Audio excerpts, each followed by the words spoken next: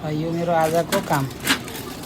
सट्ट गएर बिहान ड्युटी सुरु गरेपछि पेस्टिज भनिन्छ।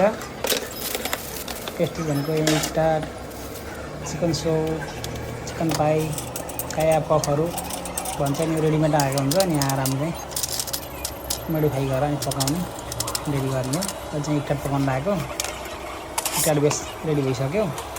त्यो माइक ओभनमा हालेर अनि 2 मिनटपछि रेडी भइसक्यो। त्यसपछि हल्का गरम गरेपछि अनि अन्डाको यो गाड बनाएर रेडी राखेको हुन्छ।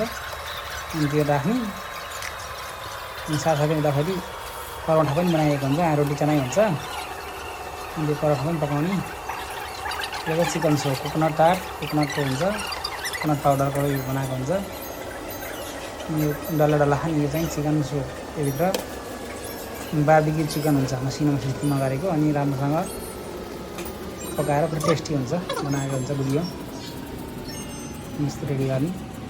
यसमा यो माथिपट्टि अन्डा लगाएर अनि तेल क्लिको रेडी गर्नु।